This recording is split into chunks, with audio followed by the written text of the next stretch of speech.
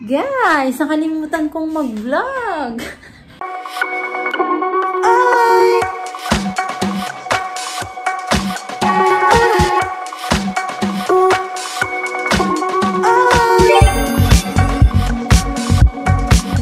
So, mid-shift kami to this week. And ang ganda ng pants namin guys kasi bagong labayan. Dahil namumuti na siya sa alikabok, kaya nag-decide kaming labhan. So, yan. Bagong laba to. Nilabhan to nung Saturday. And okay na rin yung boses ko, diba guys? Kasi, eto pala, eto, maganda to guys pag masakit yung lalamunan, makate yung lalamunan, ganyan. Dahil, ano siya, luya siya. Yes, na may lasang konting lemon. Maganda. Nalaman ko yan sa kasamahan namin dito. Ito daw yung kinikandy nila nung winter. Kasi nga nung winter sobrang lamig. Kaya, maganda daw yan. So, bumili kami. Na-busy talaga lately guys dahil ikukwento ko na lang later tonight the reason why we're busy for the last few days and why mabibusy kami for the next few days.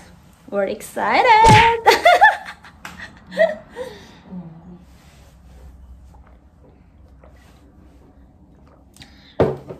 So, alam niyo ba guys, ang dami kong dandruff. Tapos, shucks, hindi pa pala ako nakapag ano. So guys, nakalimutan ko kasi mag-medyas. So, papasok na. And, saan na nga ba tayo? So, may dandruff pala ako guys. Ano siya pag malamig. Pero nung nagamit ko yung Head and Shoulder na smooth and silky, color pink siya, parang maganda agad ang aking review. Pero obserbahan ko muna kasi hindi ako everyday nagsha-shampoo guys. Every other day kami nagsha-shampoo niyan kasi syempre kailangan mo ring palabasin yung natural oil ng hair. Kaya hindi kami everyday nagsha-shampoo. So, yun lang muna. Tignan ko kung maganda talaga siya. So, I can share it with you. Meron dyan sa Philippines. Posibleng wala. Smooth, silky. So, yung baon pala namin. Ang ganda ng pants namin. Kasi, bagong laba, ang tigas-tigas. And my favorite chocolate. So, hindi ako pwedeng magkain ng may peanuts, guys. Kasi, talagang nagsasakit, ay nagtigyawat ako. So, hanggang KitKat lang ako, Twix, Crunch, ganun. Don't forget my chocolate. And, this one, magbabaon ako para pag nagsahod, bibili ako ng 2 pack. Para So, let's go, guys. Hello, guys. So, nakauwi na kami. And, mag-edit ako. Mag-upload ako kasi super na busy talaga kami for the past few days. Actually, hanggat hindi natatapos itong linggong to, sobrang busy kami. And, we will inform you now bakit kami sobrang busy for lately. As in, may mga hindi kami masabing sa inyo. And this is the reason why. Later, I'll inform you. Kasi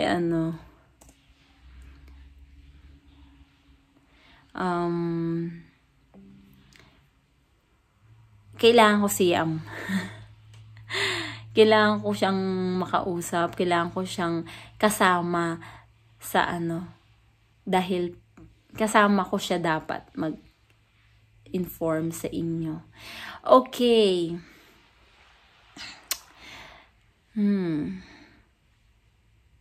So, kamusta na pala kayo, guys? Alam nyo, nakakatuwa kasi yung aking isa sa mga bagong kasamahan sa process is nakakanood pala siya ng vlog ko. Nakakahiya. So, mula pa daw nung nasa Taiwan ako, napapanood na niya ako. So, nahihiya ba ako? Pero, ginusto mo yan eh. Hindi naman. Pero, syempre, natutuwa din ako kasi nakikita nila ako, nakikilala nila ako. And, okay, so one of the comments I've read sa aking vlog, meron akong nabasa doon, ang sabi niya, siguro lalaki siya. Sabi niya, he is asking why I transfer or moved from Taiwan to Czech. Okay, actually guys, first talaga naming plan ni is hindi dito sa Czech. Hindi dito sa Czech, no love. Kasi balak niya talaga sa US. Kaso, nung nag-try kaming mag-apply, doon namin na-realize na super tagal nung process na yon, and hindi na namin kayang maghintay ng ganun katagal. Lalo na ang hirap ng, parang nararamdaman na namin yung hirap ng trabaho na doon sa Taiwan. So, parang we are, nag-uusap na kami kung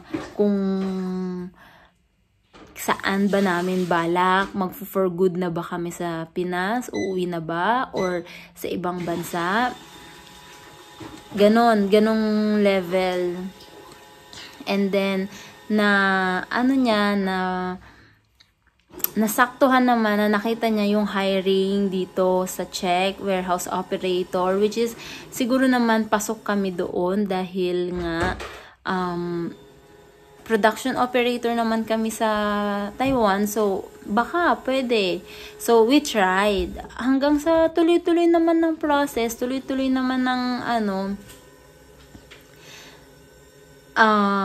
okay naman, kaya ginrab na namin. So, yun yung reason ba't ako lumipat. Parang na bigla na lang. Pero since okay naman yung processing, tuloy-tuloy, hindi naman kami sobrang nahihirapan. Ang pinakang kalaban namin during that time was pandemic. Dahil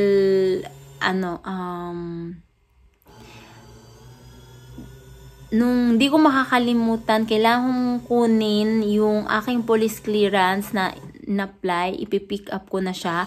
And yun yung time na hindi talaga kami pwedeng lumabas ng dorm. Talagang pinakiusap ko pa yun sa supervisor ng aking broker. And luckily, nalusot ko naman siya. Also, one time pa, kailangan namin mag-translate ng documents, Chinese to dito, yung language dito. Oo. So, kailangan namin lumabas ng dorm. Pinatranslate ko pa. Lumabas talaga ako. Nagpunta ako ng 7-Eleven, pinadala ko yun. And ang reason ko was, kailangan ko yung sa 7-Eleven dahil bumili ako ng property sa Philippines and they want a proof na hindi ako masamang tao rito, na I am good employee, ganon. Nailusot ko naman. So, sobrang ganon lang. Yun yung struggle namin ng time na nag-apply. Pero the rest, carry lang naman. So, yun guys, yun yung reason bakit ako nag-transfer dito. Siguro pinaka-reason, parang nahihirapan na yung kami doon sa Taiwan. Hirap na rin, and isa pa, hirap na rin, gusto namin niya magkasama. Mahirap lang makahanap ng company sa Taiwan na magkasama kami. So, at least, pag dito, magkasama kaming dalawa. Sabay kaming nagpa-process, sabay kaming ganun. Kasi ang hirap ng mag-leave doon sa amin, guys. Ang hirap mag-vacation leave. Alam mo yung meron kang leave for the whole year, pero hindi ka pwedeng, alam mo yung ang hirap-hirap mag-leave. Parang kasalanan, ganun. Tapos stay out, hindi rin pwede kinayam. So, mahirap. Gusto niya magkasama na kami, okay kami, ganun. Hirap na LDR, kahit na nasa isang bansa kami, guys. So, that's the reason why. So, guys, uploading na yung ating video. And yung naririnig ninyo, yan, naglalaba dito sa loob ng kwarto. Kasi, trip niya lang. Hindi siya dun sa labas. So, super busy.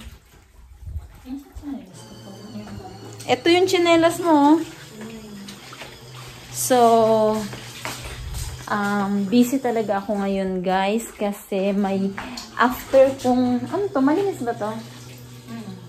After kung, ay habang nag-a-upload yung ating video, tatahiin ko naman yung kabilang, eto. Gagamitin ko kasi siya. And, tatahiin ko siya. Kasi sobrang haba niya. Ang pangit pa nga ng pagkakatahi ko, guys. Kasi ayan siya, oh. Diba? Pero kaya na lang yan. Kasi,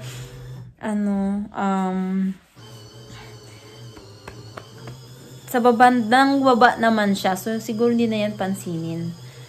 Ang makakapansin lang nun talagang tinignan ako mula ulo hanggang pa. Joke lang. So, tahiin natin siya, guys. Buti na lang nakuha namin yung aming pantahi sa kina Jazz. So, eto kasi guys, may paggagamitan ako. Kaya, kailangan ko tong tahiin. Ang haba kasi nito, guys. So, wait. Kailangan ko siyang baliktarin. Guys, ayan, nakapag shower na kami and kumain na rin kami. Hindi ko na na-video dahil naluloka ako dun sa pagta-transfer ng files ko dun sa laptop. Hindi ko alam kung anong problema. Yung cord ko ba? O yung phone? O yung laptop? Naluloka na ako. I really need to buy new camera. Hindi, joke lang. So guys, baka tomorrow ko na lang, baka bukas na lang namin i-share sa inyo ni Yam yung reason why we're so busy lately. Kasi medyo pagod na rin ako and siya lalo na dahil nagluto siya and naglaba. Kaya tomorrow na lang, guys. Promise yan, i-share namin sa inyo. Gustong gusto talaga namin i-share sa inyo. Hindi lang talaga namin kaya today. Hindi namin kaya today, guys. So, tomorrow na lang. And, yun. Nagkatigyawat ako. Kasi, guys, yung parang react yung mukha ko dun sa cashew nuts na binigay ni Yam. Gawa nung, yun nga, still peanut. Kaya, no, iwas muna ako para, pretty. So, I'll end this vlog na, guys. Ayan pa yung laptop. Naka-charge dahil ginamit ko kanina. So, I'll end this vlog na, guys. And, hope you enjoyed this video.